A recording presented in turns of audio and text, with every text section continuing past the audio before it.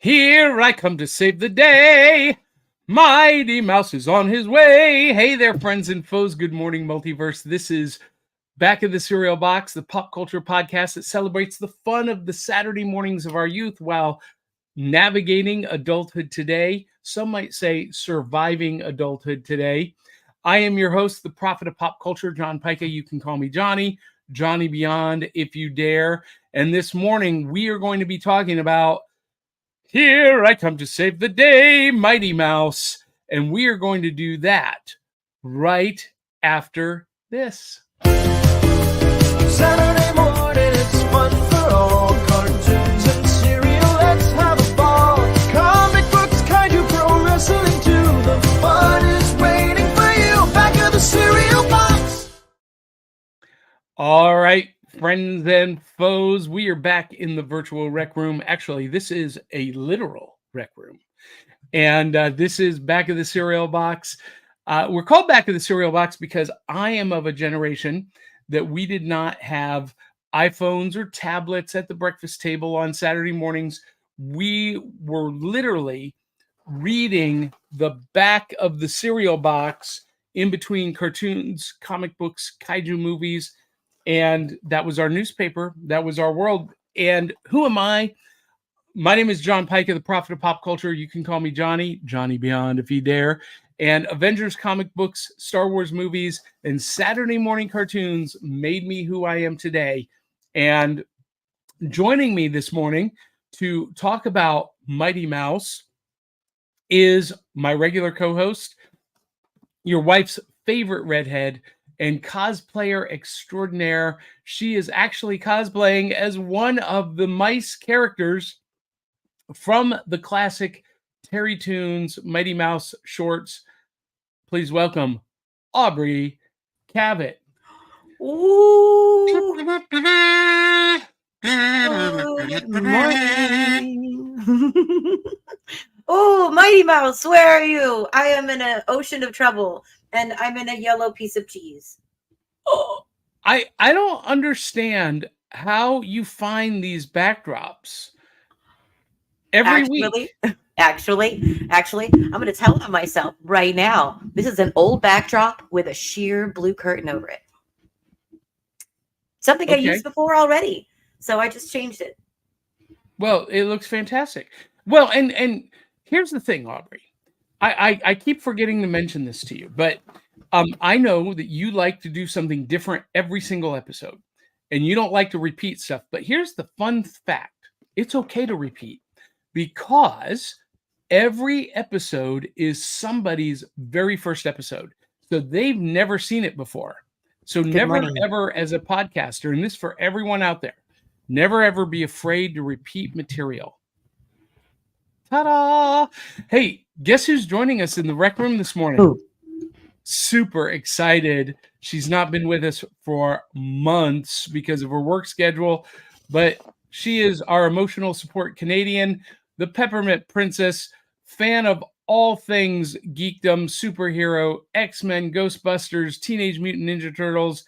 She is Willow Schuyler. Here I come to save the day. Yay!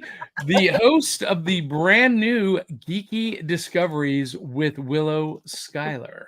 She is wearing a red cape-like thing. Woohoo! What's that? Yes, I am. She's wearing a red cape-like thing. Yes, she is. Now, Willow has disappointed me a little bit. I was supposed to wear my yellow onesie, but I couldn't find it. I'm so sorry, guys. I'm so sorry. That's okay. I'm just glad you're here. I missed you. I am super excited that you are here. And before we dive into this, get your bowls ready.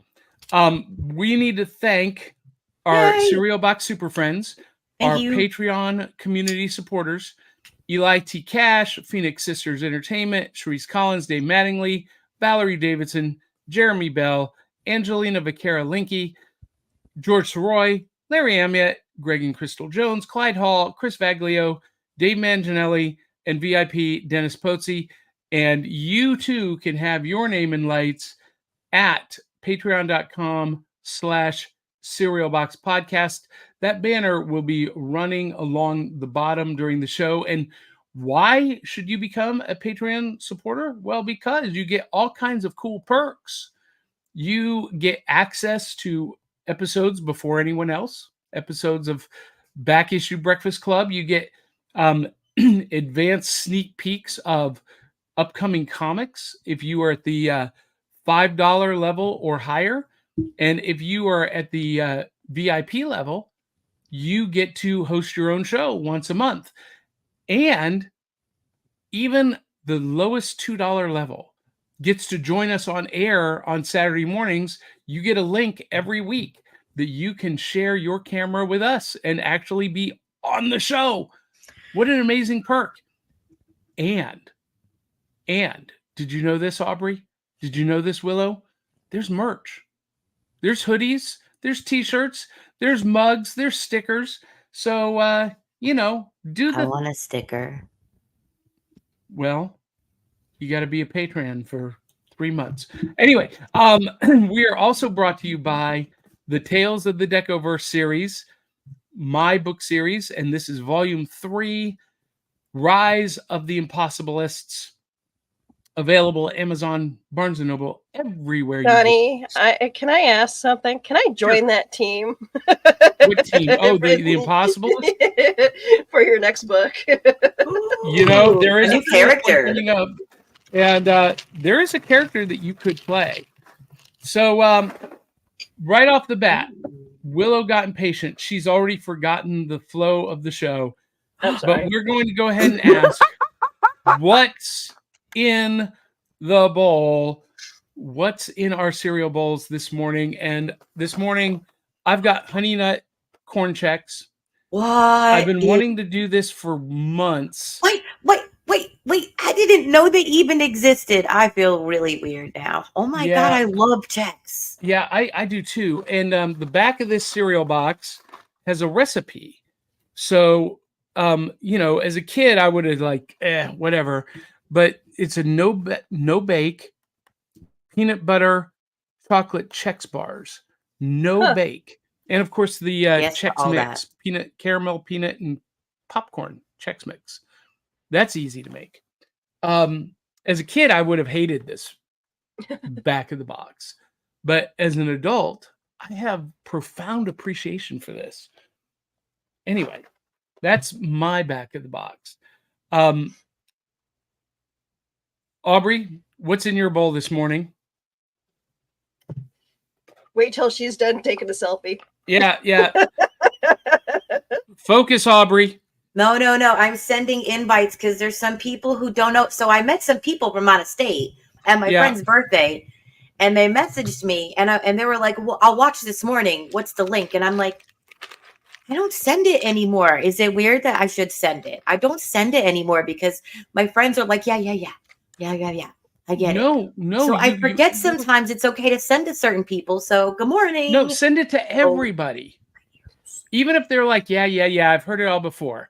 Send it to everybody. Post it. I do post it. But sometimes people are not awake.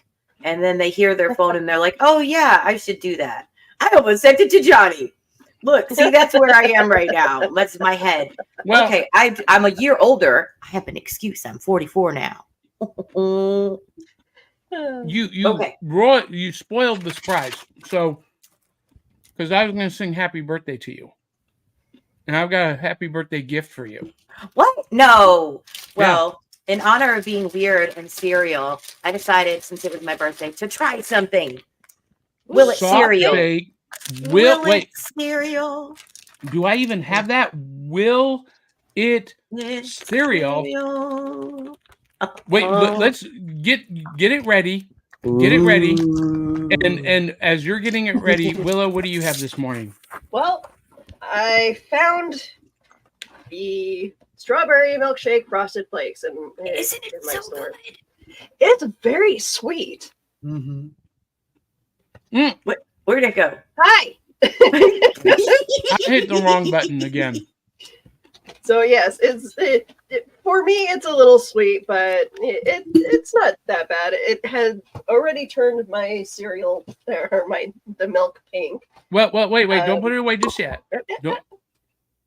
So because our fans, I showed off the back of my box, and they need to understand that the back of your box is just in French. Aww. Nothing fun, nothing Because cool. Canada forces us to be bilingual. Though the only thing that I really know how to say in French is "who cut the cheese," and I don't know how that's going to help me for the future. Wait, but say it.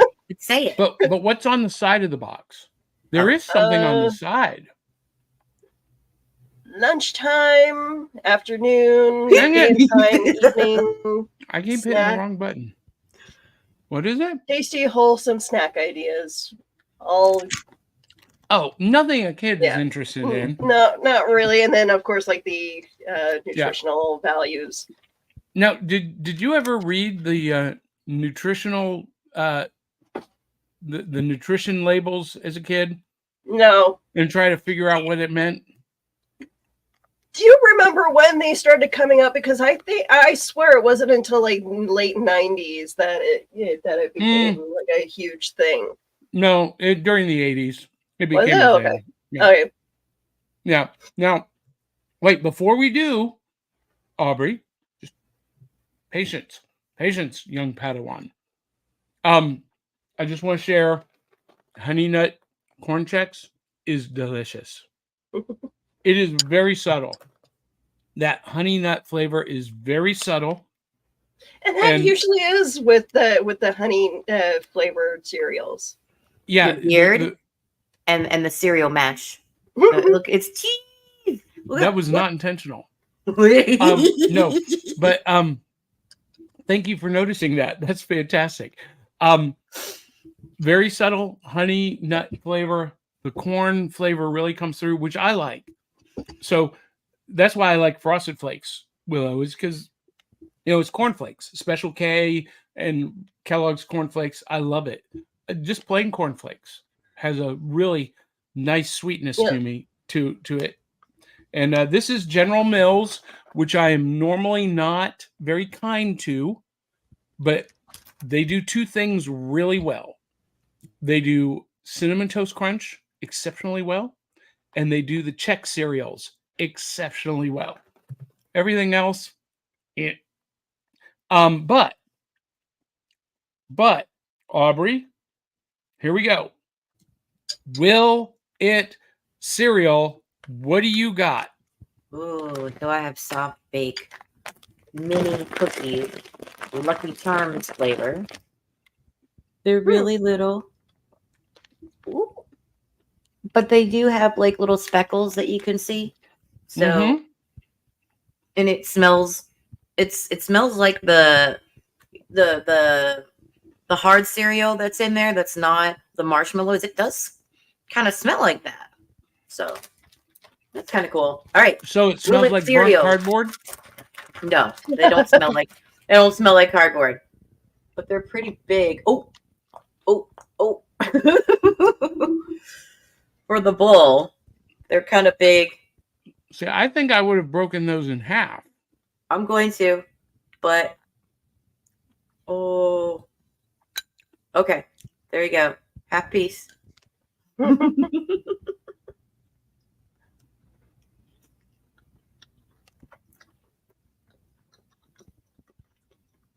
She's thinking about it. If you like cake pops, you'll like this. Okay. I'm not a fan of cake pops, so what? What are you from? Are they very sweet? Mm-hmm. But they taste more like the cereal than they do a cookie. See, okay, my issue with cake pops is yes, they're supposed to be cake, but to me it tastes like they're very raw. It's like cookie dough, almost. That's why I don't like them. It's like a textural thing for me.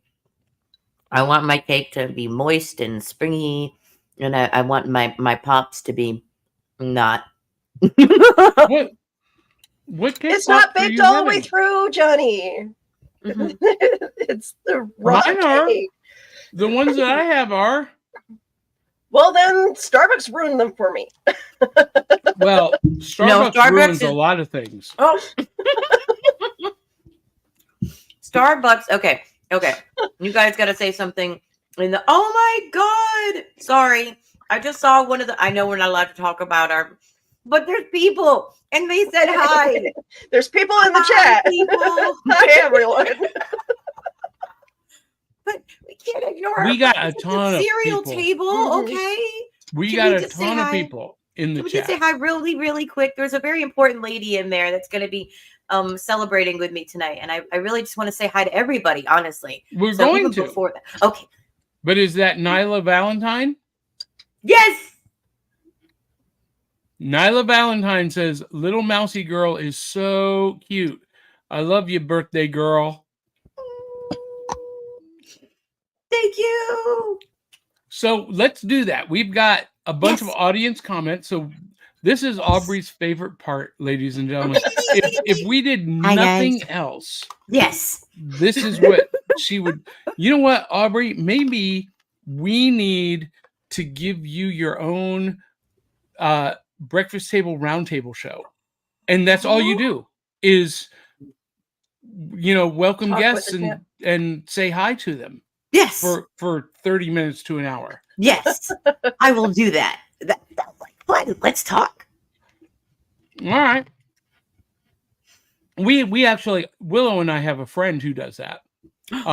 Brian K. Morris. That's his show. All he does is have a, post comments from people watching and, kind of react. So Sometimes. he's been kind of taking breaks from it now, and By the way, this cereal is so good. I'm going back for another bowl. Oh, I want it so bad now.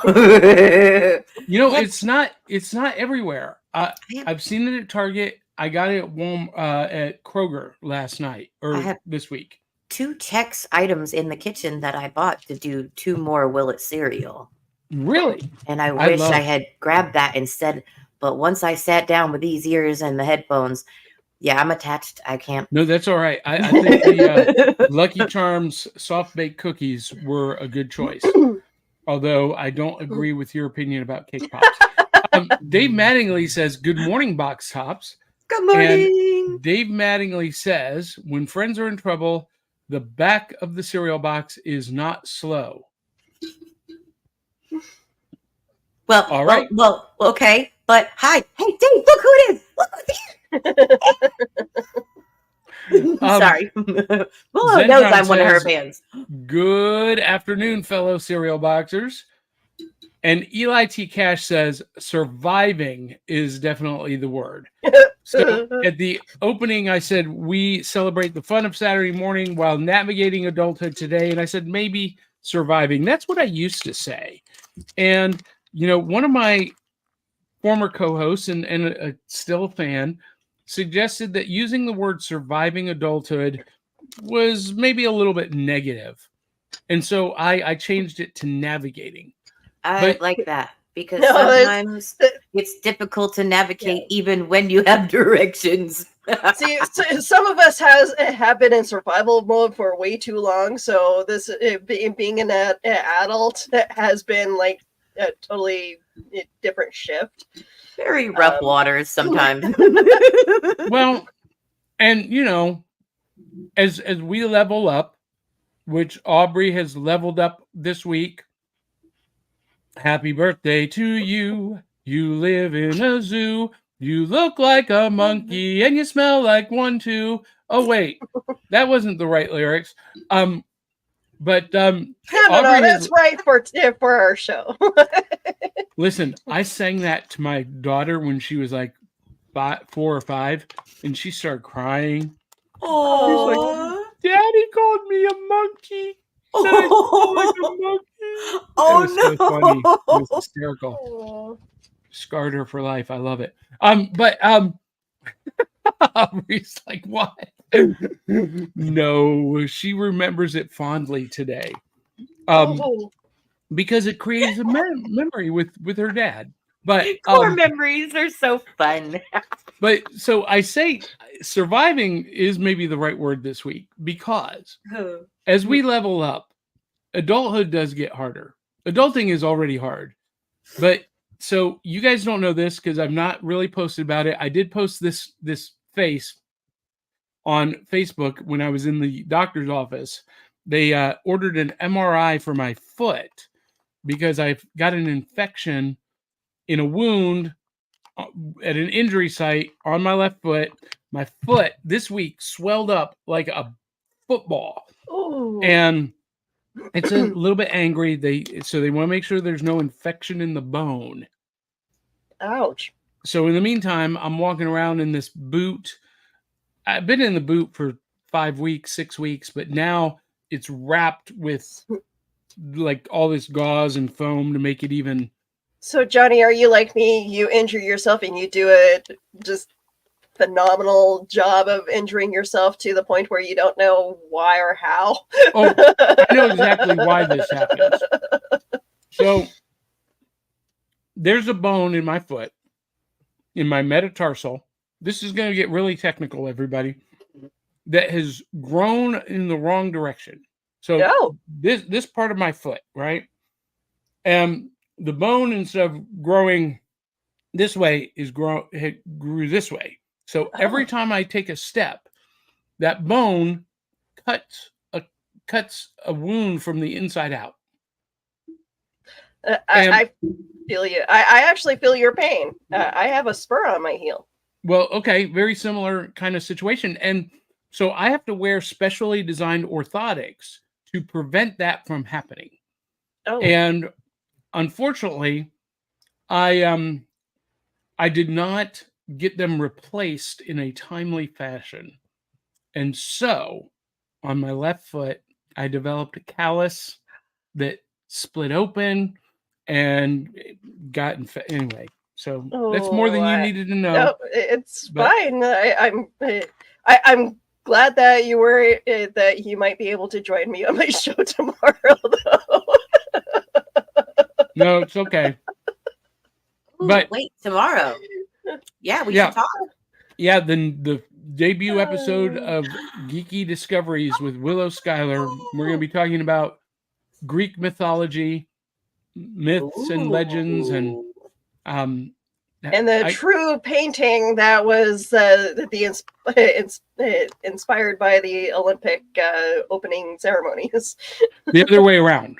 The Olympic ceremonies was inspired by the painting. Yes. That whole thing, the whole debacle. Sorry, yes. And Zendron says he is coming at us live from his parents' house, helping with the house. And Aubrey is commenting, morning cereal boxers, anyone else wearing extra ears? That's funny. I would if I could find the other. Oh, that's cute. Dwan Hearn, well, my first time here live. Good morning, Mr. Hearn. He is a fellow author and a fellow Imaginarium imaginator. Oh, another person from Imaginarium. Hi, it was my first year. It was so much fun. Chris Goins is joining us. Good morning, Chris Goins of Black Sheep Studios. Morning. One of my favorite artists of all time. We post his art on our Facebook page all the time. And by the way, for those of you watching on YouTube, thank you so much. But if you're not watching us on Facebook and giving us thumbs up and hearts and emojis, jump over there and do that for us, because that helps us out a lot. And Andrew Milden is joining us in the virtual rec room. Good morning, nerds. Love y'all. Morning, Andrew. And OMG. Brian Marvel from the Gateway Gamers podcast is joining us live. Morning, all, he says. Morning. Morning. Listen, you guys, the Gateway Gamers podcast is one of my favorite podcasts. It is literally on my must-listen list every week. Unfortunately, they don't publish every week. They are bi-weekly, mostly. And so, so I go through withdrawals. Oh. Because here's the deal. I was like, come on, people have to have a life. And Johnny's like, no, I want more. So he's re-listening to your shows on your days off. And I'm going to make Brian thirsty much, blush. Johnny. I'm going to make Brian blush because their show specifically deals with gateway games, which are games that are good to introduce to people who aren't normally board game players. So, things that are easy to learn, quick to play. They're not overly complicated, 20, 30, 45 minutes at a time. And they review them and share, what's good, what's not. And those are the kind of games I love to play because my friends and family, that's what they like to play. We don't have time for, big, complicated, strategic, 2-hour board games. Well, I'm interested. I'm always in the market for a party game, and people that are at a party, they have a shorter attention span than normal board gaming. Excuse me, people. So along that line, cereal burps there. Excuse me. Kablab. Wait, what? Brian Marvel, you need to check this out. Blurt it out. I just did. Kablab. This is Cool. such a cool game. It's super easy. If you've ever played left, center, right, the dice rolling is very similar to that, and the chips are very similar to left, center, right. But here's what happens: you pull the stem on the bomb, and it's a ticking time bomb, and you turn over a card, and whatever the number on the dice is, if you pull up a card that says cartoon characters, you have to name that many cartoon characters, and then for every number that's on the dice, you got to roll those die again, and if another number comes up, you got to name that many more cartoon characters, and you got to keep doing that until they all come up blank, or until the bomb goes off. Kablab! And if it goes off during your turn, you got to throw a chip. You lose a chip. And the last player to have chips left wins. Super easy. $5.99 at Ollie's. Whoa. Okay. And I'll tell you what. I'm dying. Oh, I didn't do it.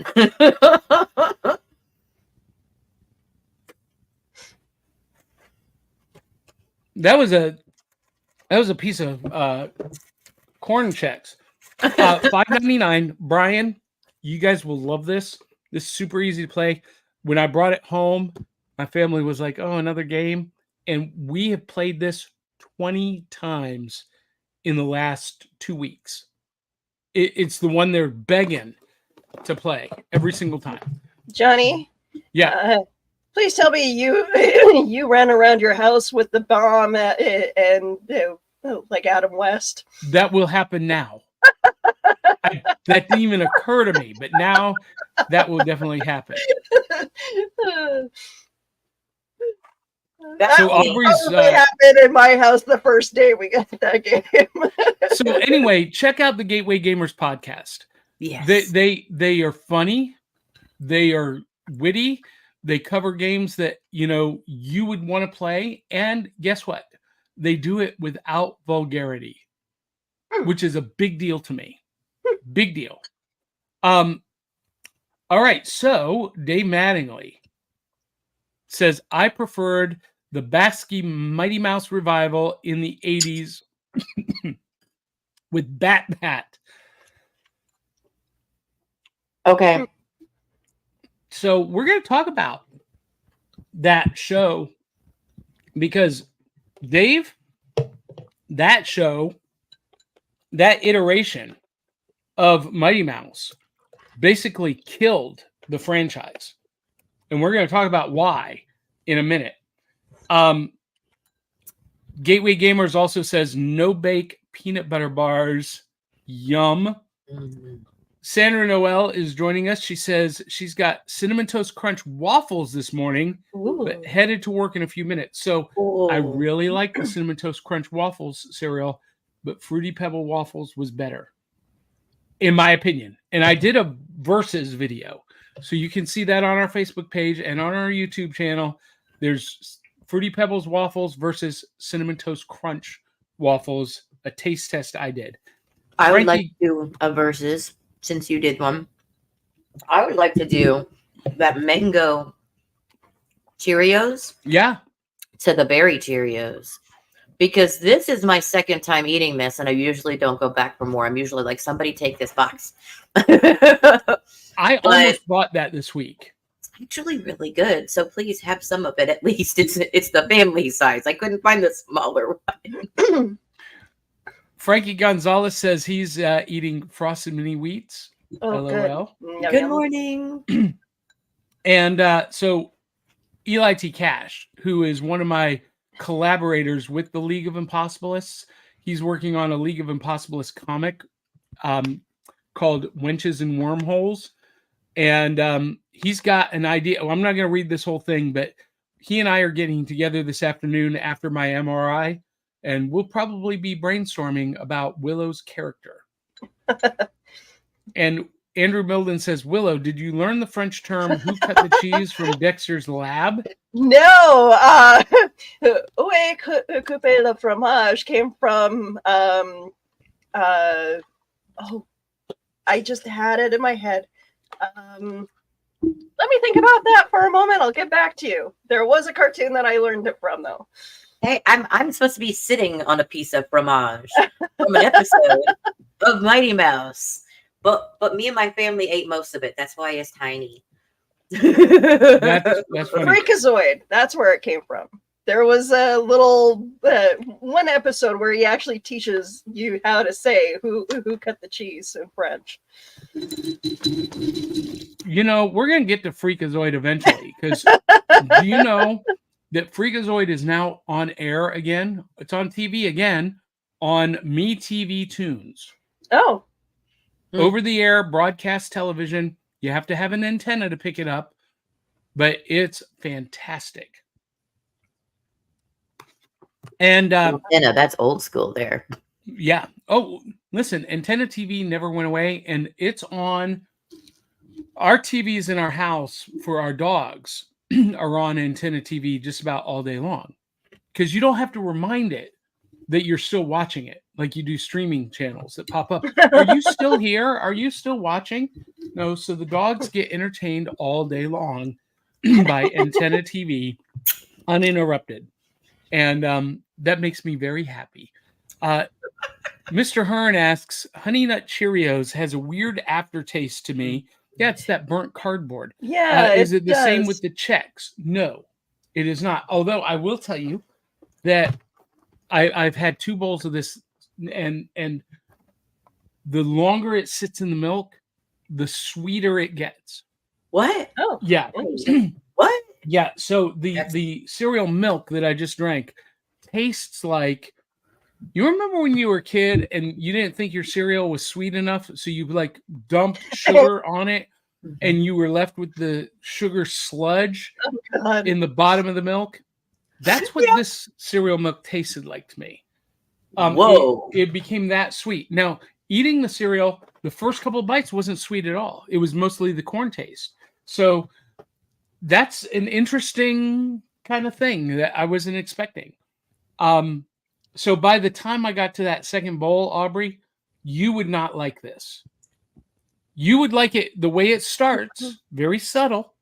But by the time I got through that second one, it was almost sickeningly sweet. So it's like leaching the sugar taste off of it, and it's settling on the bottom.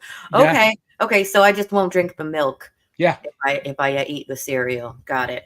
Yeah. With the frosted flakes, the chocolate and the strawberry. Oh my God. I could feel my thighs getting bigger as I drank that milk, but it was so good. See, with this, it reminded me of the strawberry quick. Yes. When we were kids. Oh, come on. Okay. My guilty pleasure. I'm not going to lie. You said that. That's why I love it. My guilty pleasure when I was a kid is when we had the quick and nobody was looking. It was like this at the bottom of the cup before I even stirred that milk, before I even put the milk in. It's like solid strawberry Aubrey, like gunk. Aubrey, that's what I use in my coffee is the chocolate quick stuff. And whenever I make We're myself secretly chocolate milk, related. I always think, okay, it's not dark enough. Well, so Aubrey, here's the little secret, because you obviously have not gone down that aisle at the grocery store in ages. They still make strawberry quick. Oh no, I know. But there's a reason they call it a guilty pleasure, Johnny. I used to be 6 pounds from 300 pounds. I loved food. I still do, but I'm very careful not to go down that rabbit hole. I It's would all never about stop. moderation. No, I don't. How many times have you said, you know, what'd you say? Moderation. That sounds like a word that's not in my vocabulary. Yeah, well, I say all the time that Aubrey has zero self-control. He's exaggerating, but it's not far from Well, you have incredible self-control when it comes to food, even though you're a foodie. But you have zero self-control when we go to a con or to a flea market. I think she spent her entire life savings at Imaginarium. Am I wrong? I'm not wrong. It was like most of the pennies I had, but it was a great time. Dave Mattingly wants to know, I wonder if I can lure the cute mousy girl with a piece of cheese. And the answer to that is yes, you can. You can always fascinate women with cheese. I know. Are we talking about brie? Because a brie, that's my nickname, so I won't eat that one. But I mean, it's good though. No, I'm kidding. Ooh, a good brie. Oh, good brie. Brie. Okay, so everyone watching, He didn't say what the mouse girl's name was. I was just assuming it was Brie. This is the navigating adulthood piece of our show. You want to make the best sandwich you've ever had in your entire life? Sliced turkey breast, brie, cranberry sauce on marble rye or sourdough. I like marble rye. Unreal good. Okay, wait. He did a thing now. So now I have to say Havarti and Gier with pulled pork is the first time I ever liked spicy mustard. You put a little bit of paprika and a drizzle of honey on some rye bread. Oh God, I'm hungrier now. All right, so while we're on sandwiches, can I just say that not every ham and Swiss sandwich needs to have mustard on it? Please. Well, in the United States, it's mayonnaise. And if you get in the right areas in the South, it's Cool Whip. Not Cool Whip, Miracle Whip. Miracle Whip. There ain't no miracle there. I'm sorry. I have to Miracle Whip. agree to disagree. So Chris Vaglio from Song Swap Showdown is watching. He says, this is the best show on the internet. Love it. And Eli T. Cash says, I was having an existential crisis this morning, second guessing my day job. We'll share some therapy session time. I feel you, Eli. I'm trying to find myself a second job, and I thought I did a great interview the other day at a furniture store, but they gave me the email yesterday that I didn't get it. So sorry to hear that. I am also looking for work part-time. I am looking at possibly being a cook for a little diner place, maybe. But most likely I might be doing some face painting for our local theater. So good. That's fun. Virgil Tibbs is joining us. Welcome, Virgil. He says, have I missed anything? Did we get to the back ski years? Oh, not yet. We're not there almost yet. there. Not there yet. Can we stay in the la la land of this fantasy where we're just catching up with each other because I haven't been here in a while. No, we have fans. We have some fans who tune in for the banter, and then we have some fans who tune in for the topic. So that's what we're going to get to in just a minute. But before that, Chris Vaglio says, I play your intro to start every Song Swap Showdown live show. And since he mentioned that, because we do a promo exchange with Song Swap Showdown. I was going to play this at the end, but you know what? That's a great segment. Hey everybody, Chris Vaglou here from Song Swap Showdown. We are your weekly musical throwdown podcast. Each and every week, my co-host Amanda Sharp and I each swap 3 songs with each other that we may or may not have heard before, and then we rate those songs at a scale of 1 to 5 records, with 1 being a hard pass of a song and 5 being heavenly music to our ears. The songs are chosen by spinning the wheel of themes at the end of every single episode. But today, I am here to let you know that your weekend is not complete unless you started off by watching Back of the Cereal Box with Johnny Beyond and the rest of the crew. Love you, Johnny. Keep up the amazing work and rock it. Oh, that is so sweet. Yeah, he's awesome. Thank you. So Song Swap Showdown and Gateway Gamers Podcast are 2 of the best podcasts on the planet. So listen or watch them live Monday morning. They do for Monday morning at Song Swap Showdown. They do for Monday morning what we do for Saturday morning. Mm-hmm. So it's super good, super good. So let's talk about our main topic. We've got to get there with Saturday morning 102. And this morning we are talking about the classic superhero Mighty Mouse. Here I come to save the day. And let's do the tale of the tape. So Mighty Mouse is an American animated character created by Terry Toon Studio for 20th Century Fox. He is an anthropomorphic superhero mouse, originally called Super Mouse. I know. Yeah. Originally called Super Mouse, and he made his debut in the 1942 short, The Mouse of Tomorrow. The name was changed to Mighty Mouse in his 8th film, the 1944 The Wreck of the Hesperus, and the character went on to star in 80 theatrical shorts, concluding in 1961 with Cat Alarm. So what that means, folks, is that these theatrical shorts were running before feature movies in the movie theater from 1942 until 1961. I didn't know that anyone was still doing shorts into the 60s. That's remarkable. And then in 1955, Mighty Mouse Playhouse debuted as a Saturday morning cartoon on the CBS television network. And that popularized the character far more than the original theatrical run.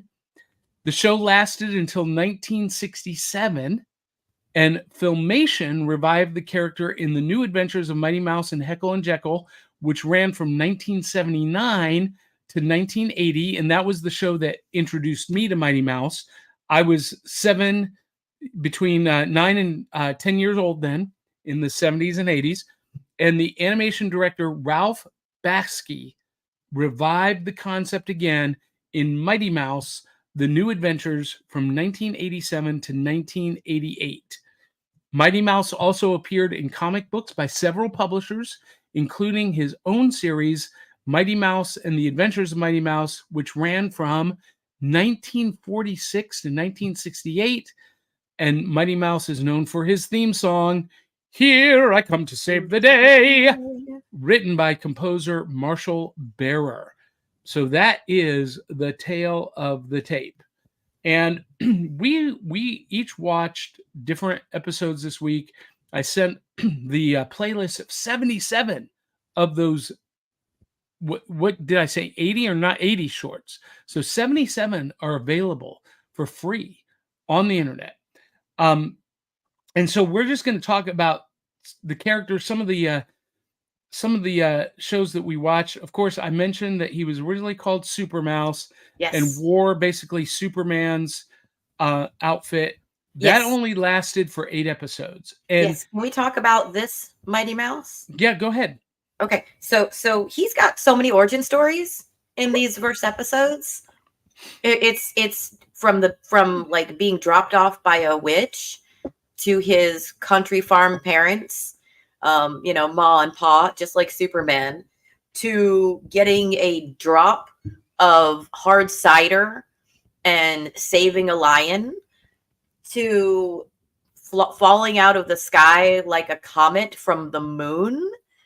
And his living quarters, he lives in a supermarket. That's, hence Super Mouse. He lives in he lives in town hall. He lives in a on the moon.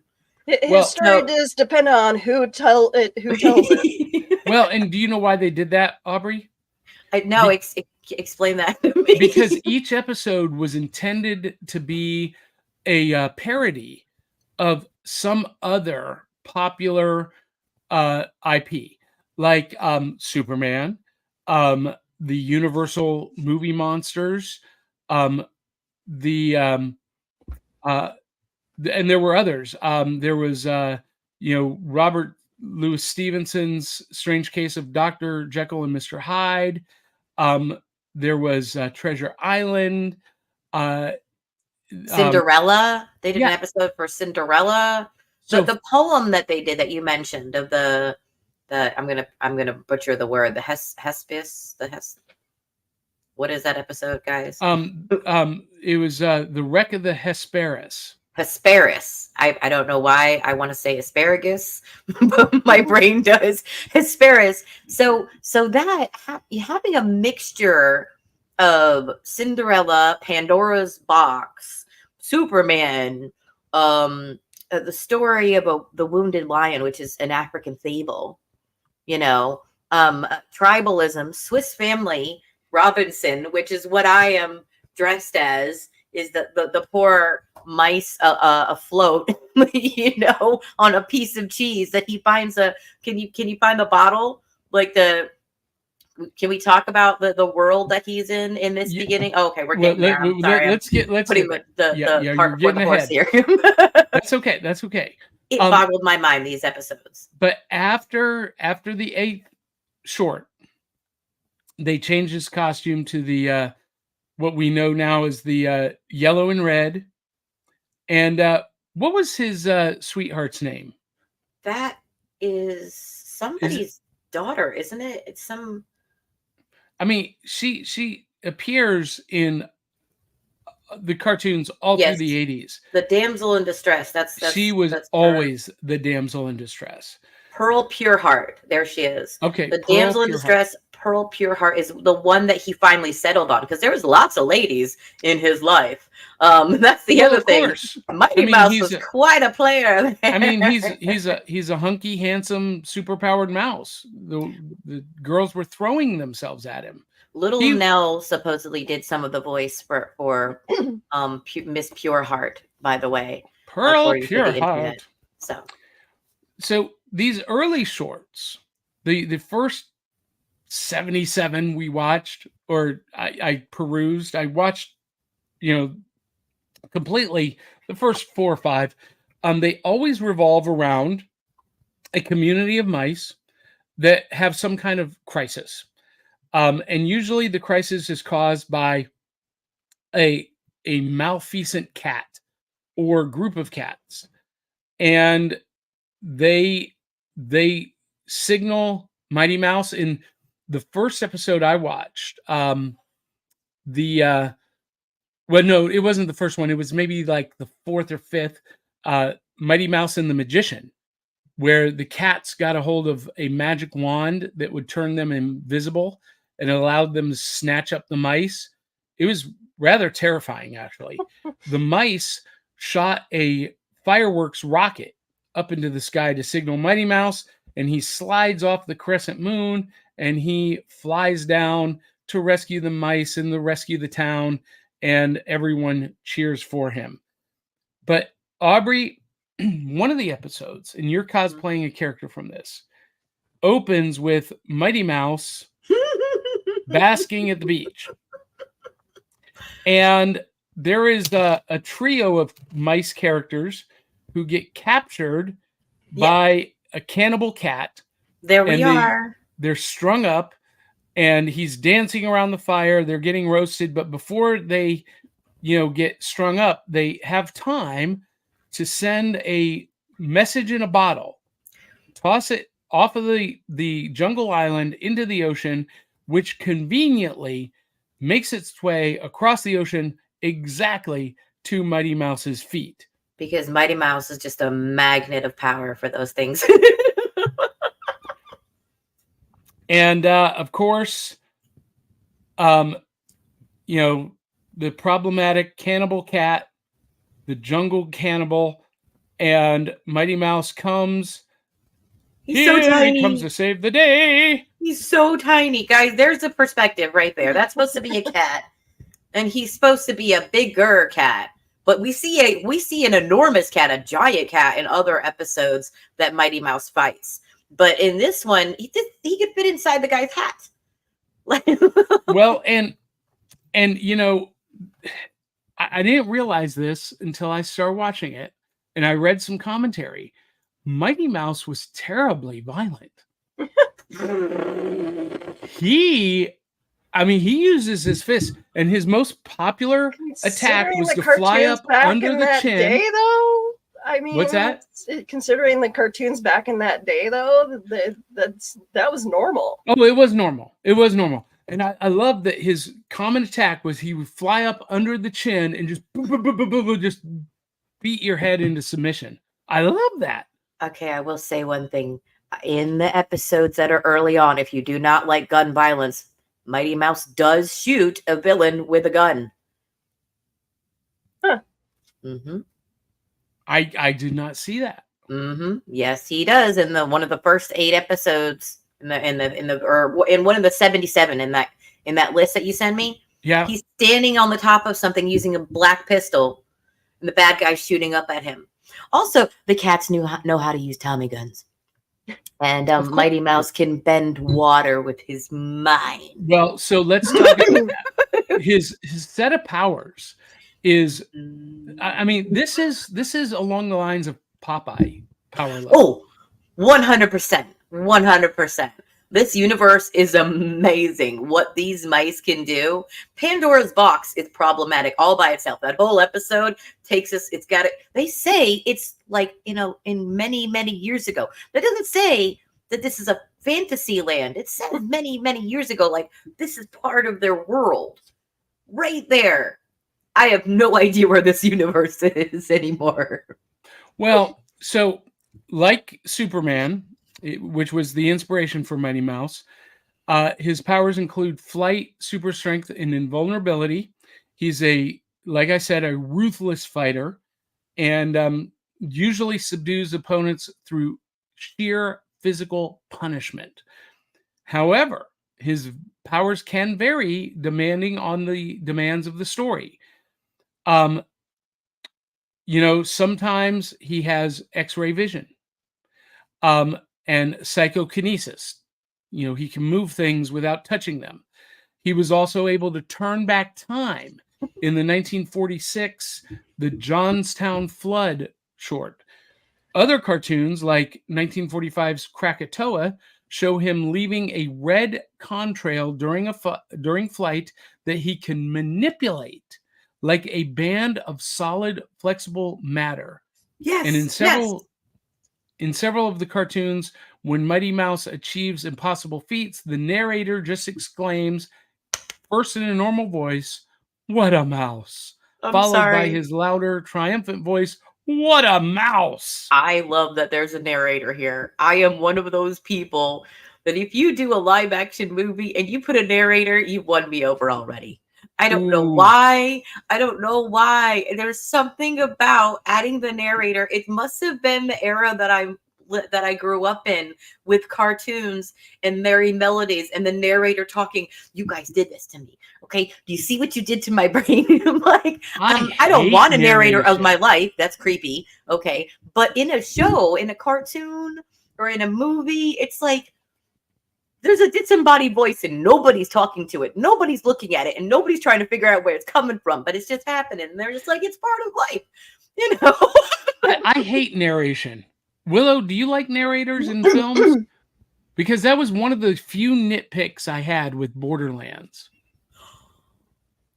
See, it didn't bother me so much in Borderlands. I do like if the movie suits it. the show suits having the narration. That's great. But let's be honest, not all of us are going to have the voice of a well-known actor with a deep voice. We're going to have Snoop Dogg as our narrator in our heads. Please. That's funny. Hey, look who's joining us. Kate Hawkins says, Hey, Kate. "Hiya, homies."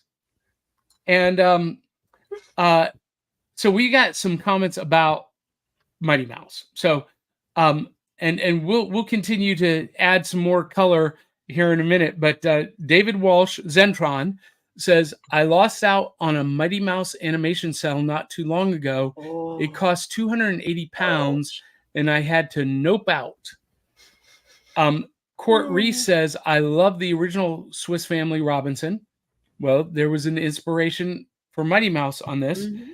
And Virgil Tibbs asks, "Are these the censored Mighty Mouse episodes?" And I don't think they are. I didn't see anything in these that indicated that they are censored. But I didn't know that they had been censored. There's some episodes that are problematic, but they're not censored. See, not the ones we found. Okay. So I hate that word, Aubrey. Problematic. I hate it. Because here's the thing.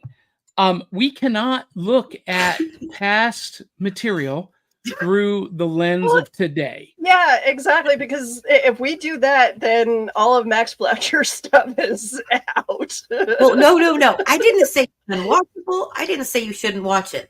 This is a warning to the new gen or the people who feel this way. We need to get rid of trigger warnings. No more trigger warnings. We're adults.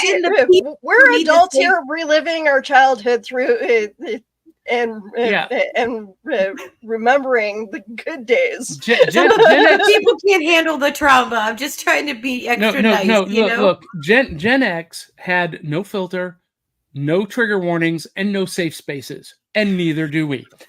So Court Reese says, "Sometimes the best superpower is a gun." Oh, that's a little bit controversial. That could get us canceled, but I'm not scared. He's like, "What's problematic?" Oh, that might be. And David Walsh from the UK, Zentron, says, "Fire trigger warnings." Thank you. Gone. Thank you. Done.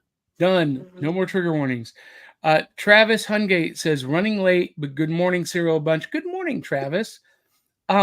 So Willow. What's in your bowl? Yes, sir. Yeah, what's in your bowl, Travis? So Willow, you watched this as a kid. You watched you probably watched this version of Mighty Mouse, which was the Ralph Bakshi version that Virgil Tibbs is asking about. And we're going to talk about this specific episode here in a minute. But what do you remember of Mighty Mouse? What questions do you have? What are your impressions? Like I remember several of like the older cartoons, and I'm sure Tom and Jerry was inspired by it, because it seemed to follow the same pattern of mice getting chased by a cat, and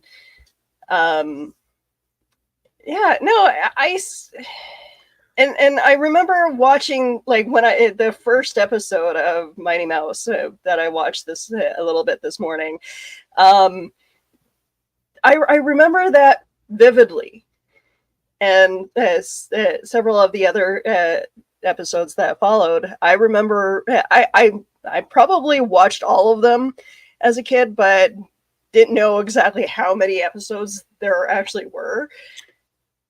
Okay, so Virgil Tibbs says, "Yeah, there are censored Mighty Mouse Popeye episodes where the villains are cannibals or Japanese. I've seen Mighty Mouse Uncle Tom Cabin." So that probably is the one that is missing from the playlist. So there were 80. There's only 77 available on the YouTube playlist that we watched, but they are not censored, at least what we saw, because one of them is the cannibal episode. Mm-hmm. the cannibal short. And Aubrey, I did not watch this one, but was it racially insensitive? Probably. You can just nod your head yes or no. Would this episode get made today? Would it be aired today? No.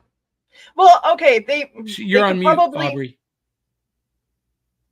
I feel like they could probably do a version of it, but just do like Not with the art. Yeah, I agree, Willow. Not the yeah. The top hats would have to go. There's certain racial stereotypes from the time that were incorrect, like the cook playing music. The fact that the top hats were involved. Certain features were specific to the time of Black jazz and African American people of the time. And while some people do see that as a compliment, there is people that don't. So they have to take those parts out of it. They could keep the cats as cannibals. You know, that's the cats were many different things. You have oil can Harris. Let's not take anything out of anything. Let's not censor or edit anything. Let's teach people to understand cultural context. No, I mean if it was made for this time period instead of that time period, they couldn't do those.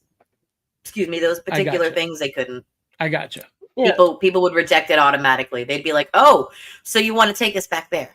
That's what would happen. So they would distract away from their own cartoon if they didn't take those things away. I agree with Willow. It wouldn't work. Okay, that makes sense. So we did not. Go ahead, Willow. There's been like other cartoons that have done. Well, what people say is racially insensitive for today's standards. The crows in Dumbo, for instance. I'm sorry, guys. That was like one of my favorite parts of that movie was those songs and the characters of those crows. But I can understand why people are saying that it's racially insensitive. Well, and Virgil Tipp says no way they would do cannibals as a villain today. No, but we could probably touch on like the voodoo aspect of Louisiana. Well, I mean, more recently we had Princess and the Frog from Disney, which is full of, early 20th century African American cultural stereotypes. Yeah. And usually a stereotype is based in reality and for the cultural time period. Yeah. And I'm sorry, but that's stuff that it actually exists in our, like, even when it comes to Canada and our indigenous population. That's why I think it's just so important that we not lose contextual perspective, historical context and perspective, because yes, if we watch things and if we produce art through only the lens of contemporary culture, then we will be censoring and editing. And let's be honest, culture changes. Culture changes over time. What is not acceptable today was acceptable then and may be acceptable again in the future. Would it be different if like a cartoon creator today were to talk to these different cultures and say, how can we present them? They do in a more respectful way. They do. And look, have you ever watched Boondocks? No. Yes, I've watched a lot of Boondocks. My ex was very enamored with that show. What a hysterical show. And it is, created by African-American writers and animators. And it not only touches on stereotypes, it like embraces them. urban stereotypes, and It so leans funny. it leans into them very hard to the comical side. Yeah. Trying to make levity there and trying to show things that should seem ridiculous, even more ridiculous. Yeah, and it's hysterical, and it's culturally relevant today because of the people who created it and the intention behind it. I think that is a big part too, is intention. Chris Goins says, chained to the drawing table this morning. Thanks for making me laugh. The Batsky show ruled. Bat and Mighty Might. So let's just talk about that for a minute. So this is what he's talking about. The 1988, 87, 88 Mighty Mouse, The New Adventures by Ralph Baksky. And look, this was a hysterical show. This show was so good. And it really kind of set the mold for the Cartoon Network, cartoons, Ren and Stimpy, and Dexter's Laboratory, and some of the Cow and Chicken, some of the more just almost offensively I can't even think of the word, over the top slapstick adventure series that would come later. This kind of set that mold. And Virgil Tibbs says it was the highlight of that season.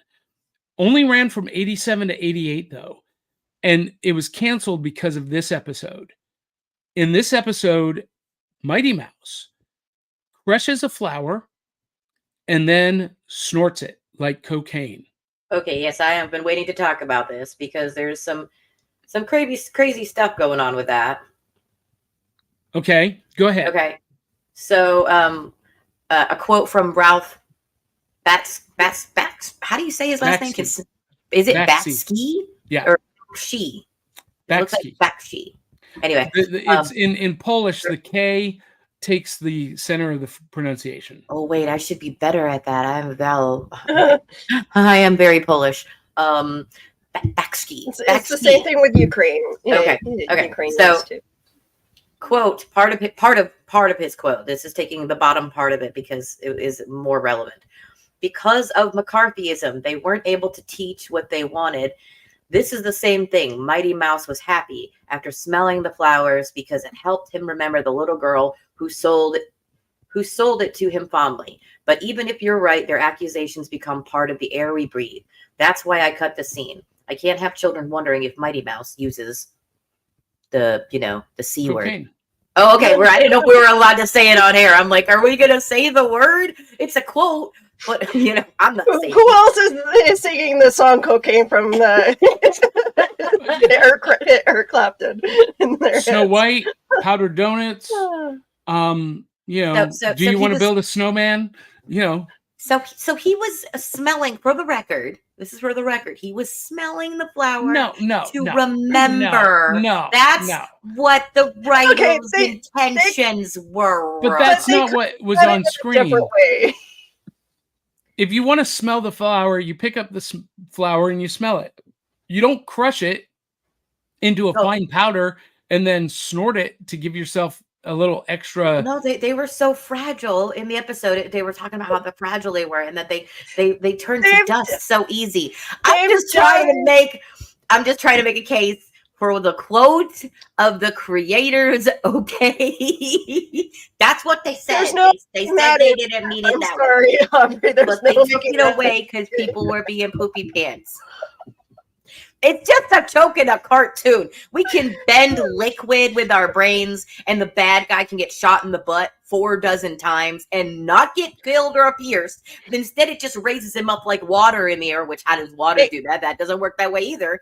But no, this is cocaine. Come on, people. It's a cartoon. You tell me that all the time. Let's be honest here. The only acceptable drug abuse that they were allowed to show on TV at that time was what was it? Tom from Tom and Jerry having a caffeine overdose. Well, oh my no, God, listen, like shaking. The cup smoking? was so full, just shake. Yes, and cigarettes, right? listen, I've been watching a lot of old Looney Tunes on MeTV Tunes, and there are episodes where characters are drunk, like Yosemite Sam is drinking whiskey. I mean, that was a thing.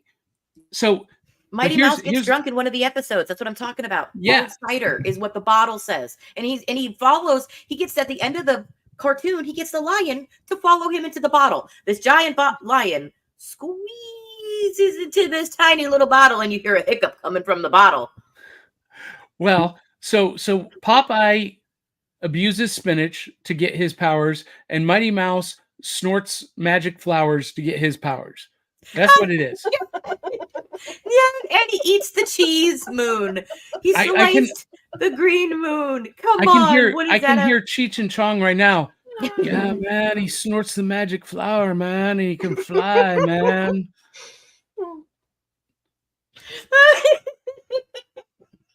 I've broken Aubrey. No. I'm getting off this cheese boat, man. Oh my gosh. So along those lines, Mighty Mouse was just as popular in the comics. Maybe even more so. He appeared for years in comics, old and new, D'Elle and Whitman and Dynamite and Marvel and just tons of comics. But let's talk about the merchandise.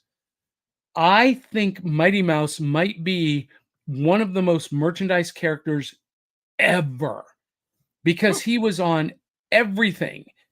The Mighty Mouse movie film reels, Viewmasters. Oh, Viewmaster. The Mighty Mouse record, by the way, I saw this at a fairly record certain shop. I had that as a kid. Did you? Mm-hmm. I saw this at a record shop a couple of weeks ago. I might go back and get it. I had this as a kid, the Mighty Mouse jigsaw puzzle. Mm-hmm. Fun. Yeah. I would die Oh, for the Mighty Mouse watch. How cool would that be? That looks like it's in good shape too. Yeah. My cousins had this. Oh. This is a Mighty Mouse 8mm home movie film reel. Oh, this is the coolest thing you've shown so far. Oh my God, that is so cool. Yeah, it was super cool. You know, we would go over to their house and they had this 8mm projector and we would watch movies on 8mm film. Now they were silent because they're, you know, this is before VCRs and, you know, DVDs, and this was how you watched. Oh, that would be fun to do our own little voiceover. Yes, exactly. We do the voices. I watched the first time I ever saw the classic movie Hunchback of Notre Dame. Was at my cousin's house on an 8mm film reel. Oh, that's so cool. Yeah, I had this lunchbox, the Mighty Mouse lunchbox. This is from the 1970s Filmation iteration of the show. How is that still in good shape though? Like, how is the label still? Well, because it wasn't a label. That's not a label. That's printed directly on that. Yeah, but that would have been rubbed off by now if I own that. You know, some people were collectors even back then, and they would keep things in boxes, and they'd be like, "Let me show you my collection." You'd go in their room, and it's like, "Oh my gosh, you have actual label boxes, and they're closed. You can't see things," but they loved it. I love this action figure, and by the way, most of these came courtesy of our Patreon supporter Clyde Hall. Thanks, Clyde. He posted these on Facebook. This is an action figure, and it came in a bag with a handle, which is weird to me. But to get you an idea of the scale, down in the lower right hand corner is a Liberty silver dollar. So silver dollars are about this big. So, that gives you an idea of how big this action figure was compared to the silver dollar. Pretty large for its time, right? No, I kind of small, but that's why I'm surprised it's in a bag with a handle, because it's not big enough to be in a bag with a handle. It would have been about this tall, Okay. maybe 4 inches. Yeah. Anyway, but and then early on in the 40s, we had this abomination. How would you like to wake up with that next to your bed? Those painted eyes like that always looked so weird. But Aubrey, this one is the best. 1970s, Don Post, Halloween costume. Oh my word. This is actually that was a cloth costume? This is before they went to plastic. So Those masks, though. Yeah. Yeah, the mask with the string and the eye holes. That mask did not cut up anybody's face. Well, see, this is before my time. Oh my God. I think maybe I had one actual cloth costume, but later on they all became plastic. And you went out on Halloween night in those plastic coveralls, and if you tried to like cut through the bushes or something, that whole thing is getting ripped to shreds and coming off. So you're just trick-or-treating in the mask at that point. Yeah, and if you hit the mask, it gets a dent and a scratch and forever doesn't look the same. And if you were Canadian like me, it did not last very long in the wintertime. Yeah, like as soon as you walked outside, it disintegrated. Like because it would get too cold, it would literally disintegrate. It would turn brittle. Oh my God. So okay, we got some great comments. Hello, everyone. So Dwayne Hearn is a good one to speak on this about problematic elements. I can't speak for my entire community, but a lot of those problematic elements impacted social representation of the culture, impacting how people viewed actual members of the community. And I don't disagree with that, Dwayne. Mm-hmm. But I think it's important that we teach people to understand the social context of those elements, mm-hmm. rather than trying to do away with them. Because if we forget, we repeat. Yeah. Just not repeating is the good thing, I think. Yeah. I mean, I will always be one to say that I live up to the stereotype of being Ukrainian and German. I'm cheap. Oh, I thought you were going to say you live up to the stereotype of being a clumsy Canadian. That too, but I as a Ukrainian and German, I'm cheap as hell. So, Virgil Tibbs says that Dick Tracy show was loaded with racial stereotypes. The Irish cop was hypocalories. The Japanese cop was jojitsu. And he says, you'll never see that again. I actually have hanging on the wall behind me. You can see it right there is Dick Tracy comic. And in the frame is the Dick Tracy animation DVD. And it's got all of those original animated shorts that he's talking about. It's an interesting watch. Virgil Tibbs says, oh yeah, the Basque was so wild and wacky, and it was ahead of its time. There was nothing like it on Saturday morning. Absolutely correct. And it created a template, a mold for a lot of people to follow. Now, Dave Mattingly says, Mighty Mouse didn't use drugs. He crushed some poppy flowers and snorted them. Dave, didn't we just go over this? Virgil Tibbs says a whole lot of people who worked on the Batsky Mighty Mouse also worked on Filmation Mighty Mouse. They tried to make Filmation wacky too. And Zentron David Walsh says cocaine, the product of the devil. What is it nowadays? And Virgil Tibbs says, I think the Reverend name was Wildman, and he protested.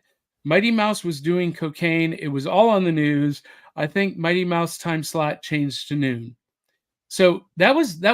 I remember this, Aubrey. It was a big story.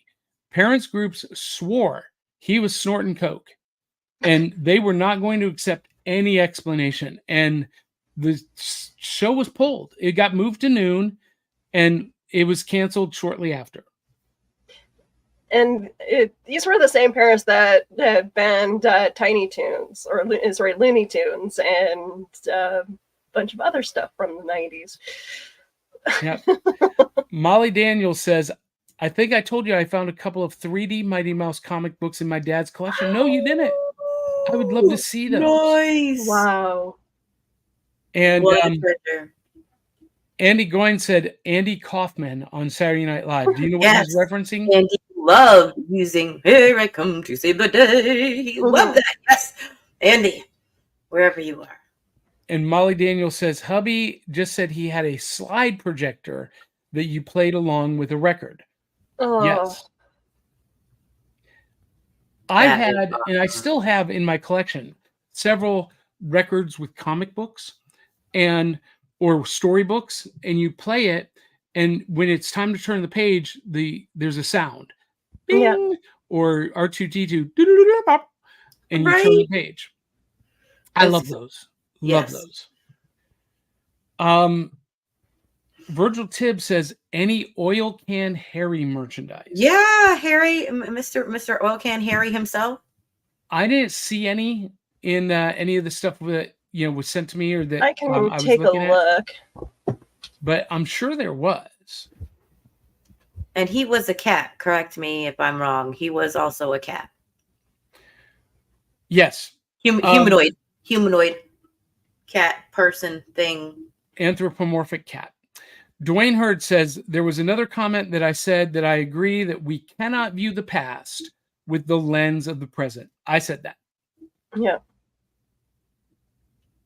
And that's a comment that's actually a statement that I actually would love to post on Facebook anyway, because that's something that we need to remind ourselves, or remind other people that we need to stop trying to eliminate the past. yeah, we just can't impose our contemporary views on something that happened in the past. It just, I mean, it just can't. And it vice doesn't work. versa. I feel like by embracing that, you're embracing the other way too. Yeah. By saying there's a time and a place for those things. Well, and but I don't necessarily agree with that statement. I don't think No. there is necessarily a time and a place for those things. I'm Well, just saying, I mean, because it comes from that time. That's Right. what I'm referring but to. if you understand the culture of the past, it helps you kind of filter out and give perspective to the things that don't line up with contemporary social mores. Molly Daniels says those masks were a nightmare with my glasses. I can Well, you imagine. couldn't wear glasses then. The fog up. Yep. Yeah. And Dave Mattingly says a friend of mine in college was 6'11". What? Now Dave Mattingly is 6'4". So 6'11". That's like almost 7 feet. It was always funny to see him in a cheap plastic mask and pretend to wonder who it could be. Because nobody else is that tall around you. So it's like, oh, who could that one? Molly Daniels says, turn the page when Tinkerbell waves her little wand. Yep. And Virgil Tibbs says, Oil Can Harry was Mighty Mouse's number one foe, kind of like Bluto to Popeye. Oil Can Harry. Did you find anything? I found something. I found like this Springy toy. And Funko has stuff out, but that. Oh, cool. So that's an old hand-painted wood. I like that a lot, actually. There's something rather charming about the simplicity of that. Mm-hmm. And of course, Oil Can Harry is the pencil mustachioed maniacal villain. Oh, Oil Can Harry has a beautiful figure, by the way. Okay, he wears a skirt in a lot of the episodes. What? Yeah. Yeah. Okay, I gotta look at this. Oh yeah. Oh yeah. I It's a don't black. remember that. It's supposed to be like a trench coat, but there's no opening in the legs. It doesn't look like a trench coat at all. Am I the only one? Somebody. Yeah, no, in a lot of the episodes, it looks like he's wearing a skirt. Oh no, it's a zoot suit with it's a belted jacket. It's supposed to be, but when he's doing things, it doesn't separate at the bottom. Like, well, that may no, just be I see what lazy you mean animation. here. I the will. legs, it doesn't separate. to- into Yeah, the I'm legs. downloading a bunch of. A skirt. Okay. Kind of. I see what you're talking about. So let's. I see mean, if in a lot of the shots with him. So I'm not saying anything one way or the other, you know. But if I see drag of Oil Can Harry, I'm not gonna hate it. No. You know what? This one picture I'm about to load explains it perfectly. So give me just a moment. I'm going to load this in right here. Willow. Oh, I was just, yeah. Yeah, these are pants. Yeah. No, in that picture, it looks like pants. It looks like even parachute or zoot suit pants. But in a lot of them, it's connected to the point where you can't see the leg separation. Well, but that is not uncommon for zoot suits in that time period. They got ridiculous with the amount of material. So this is kind of what you're talking about. There you go. That's what I'm saying. It looks like a trench coat that took on a whole new meaning. No.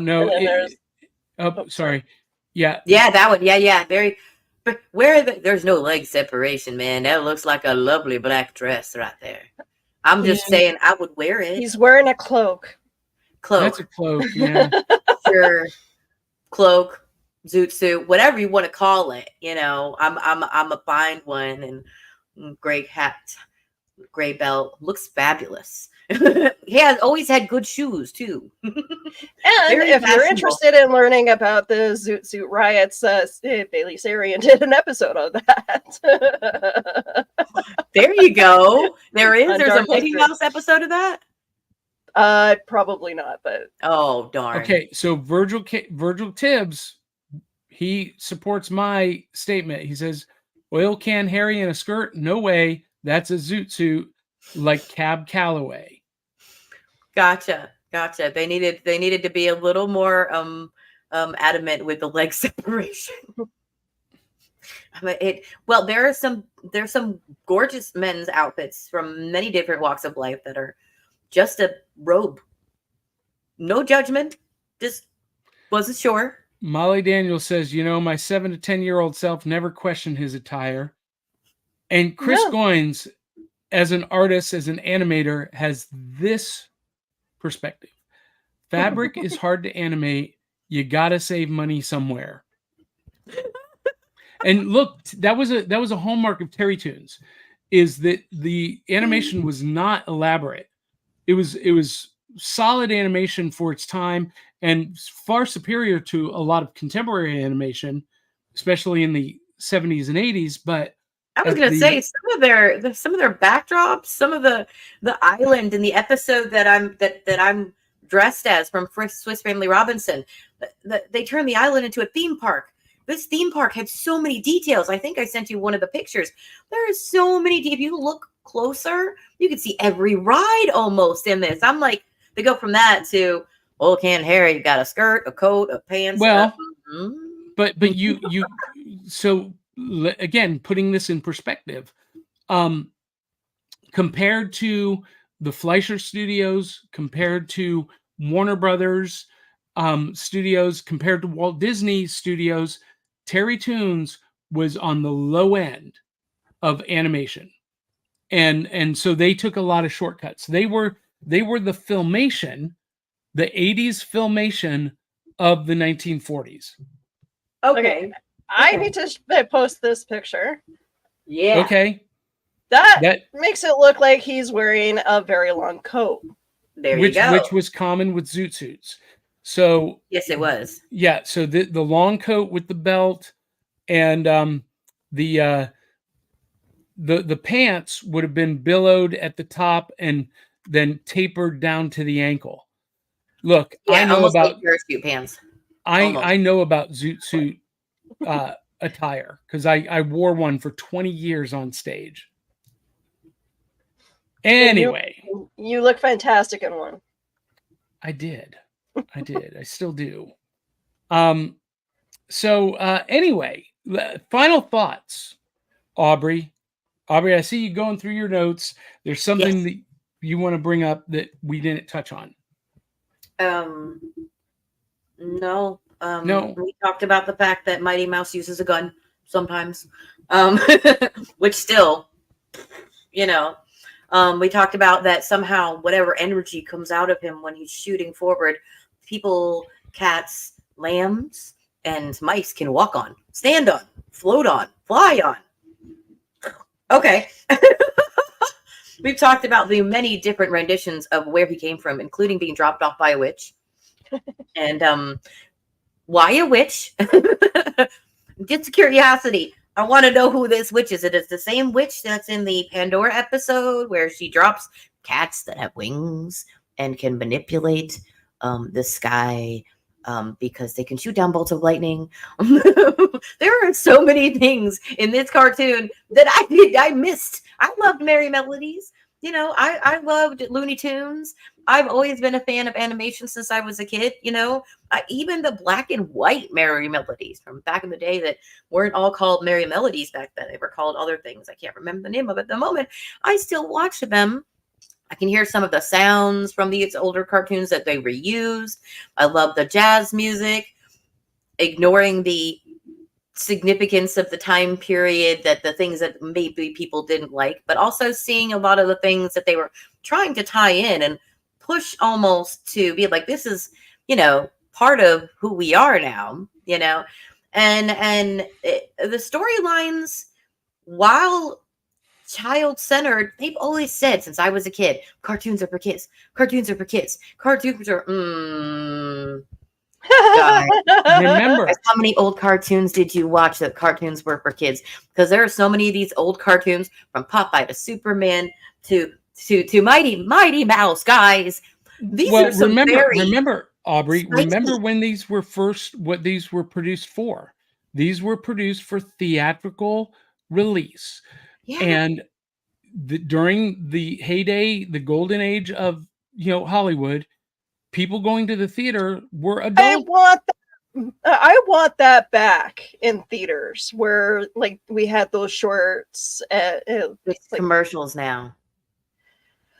That's what our theatrical releases. I don't want to see a car commercial before I see a movie. Honestly, I'm tired of those. I want the short cartoons. You want what I want.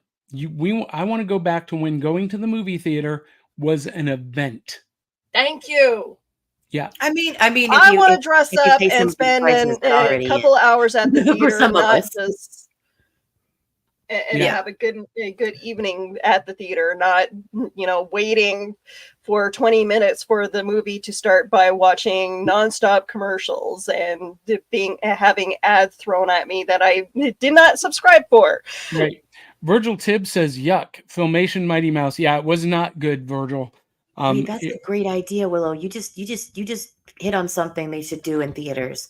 I want to own a theater. So we don't have to deal with the commercials. Oh, we spend enough money going to the movies. People would pay a little extra just to not sit through the commercials. We pay enough at the movies, and we still we don't need to raise the prices. We need to let them go back to doing product placement. Oh, wait, what? Anyway, product placement in the movie, in the show. Do you agree with that, Willow?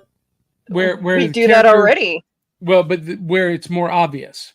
Yeah, they stopped doing a lot of it. They stopped allowing. Oh, hey, so what do you think we're going to do about that nuclear bomb crisis?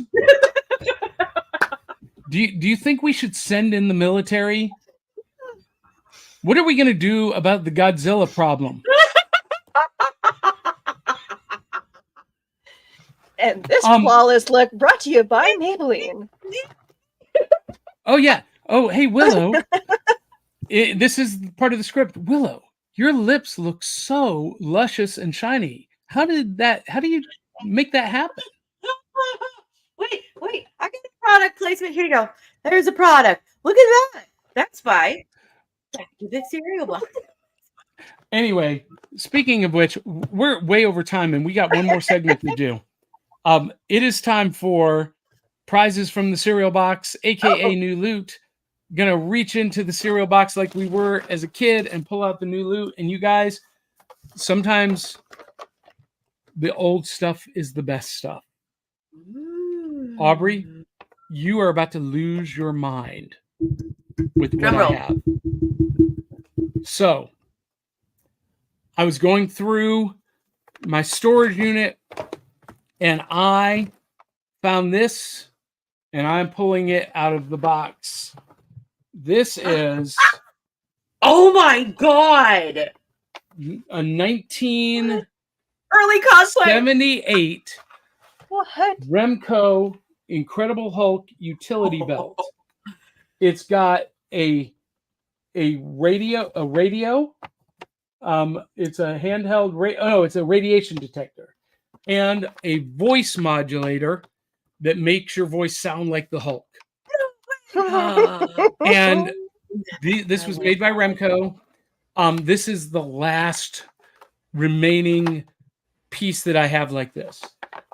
They did on the back, they have an advertisement for the Spider-Man utility belt and the Hulk inflatable vest that gave you muscles under, and it was Oh my gosh. This was Did so somebody cool. in the audience have the vest? Because that vest looks so cool. It's like early windbreaker meets balloon. What is that? It's so great. That handheld thing, it kind of looks like a Star Trek. It was. It is. It was reused. I want one. I am also a Trekkie. I'm impressed one of those. I'm impressed that the rubber on that belt is still intact. Oh yeah. So it's a hard plastic buckle. It's vinyl. Okay. And then this is plastic vinyl armbands, bracelets. Wow. Yeah. So, ta-da! Huh. You guys got any prizes from the cereal box this morning? It's okay if you don't. No. Unfortunately not. I have something that I should have showed off last weekend, but I forgot that I had it because I have stuff. Also, because it's a beat up one, so people don't usually brag about them. But this has been healthily loved, so I decided not to use gloves. Somebody loved this comic. They loved it to the point where it fell apart. But the original boy. Oh wow! So, Action Comics. It's a bird. It's a plane. It's Superman. It's Love my it. god. What issue is it? What issue is it? Issue number? This is okay. All right, we have number 41. Yep, Really? Volume 41. Published in 1978. Yep. Wait a minute. Show me that cover again. There's no way that can be Action Comics number 41. That's what it says. What's the Action number on Comics the front of the cover? 41. Sorry, volume 41. That's my bad. Number. Oh, God. You know what? I am at that point. It should be on the front of the cover, Aubrey. The number? It should be a number. Oh, my Yeah, gosh. on the left-hand side. All I saw was the 35 cents and I kept going. That's my bad. Yes, it is number 486. Yes. Okay. Oh, Right there. Okay. Yes, Very volume cool. 41. Oh. Volume 41. Very, very, very cool. 35 cents. That's But- about the time when I started collecting comics. This So- is what I was after, though.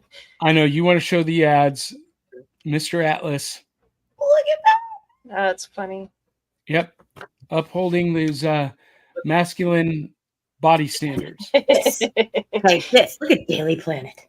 The letters page, the news, upcoming news. And that is that Denny O'Neil? Who is that? Who's the Ask editor of the the page? Answer Man. Huh? They call him the Answer Man. Ask Right, the I know. Answer. I But I'm know. trying to. It should say at the top who the editor is, or the editor in chief. I think it's Denny O'Neil. The editor, Anyway. Bob Rozak. Oh, okay, okay, Bob Rozak. okay. Very cool. Hey, Aubrey, Yeah. I know you want to show more, but we're way over time, and I got to get to this MRI. Yeah. Just one more. Oh, that's awesome. Yeah, that's what I was The trying to get to. The Right Mego there. 12-inch action Awesome. figures. Yes, I have for all of all of you them. fans, If only they looked like that at the time. right? Okay, that was the last one. All right. Awesome. Awesome. So, guys, I hate to rush us away, but I do have to get to an MRI, and I got to do some stuff to prepare for that. So, everyone, make sure you follow Willow at Skylar Productions, follow Aubrey at Miss Kindred Ivy on Instagram, and check me out at my website, johnnybeyond.com, and become a patron. Patreon.com/SerialBoxPodcast. If you love this show, share it with 200-300 of your closest friends and family. Tell them to come share the fun. Join me and Willow tomorrow night for Geeky Discoveries with Willow Schuyler on the Serial Box Network. And until the next time, love you, mean it. We'll catch you on the back of the Serial Box.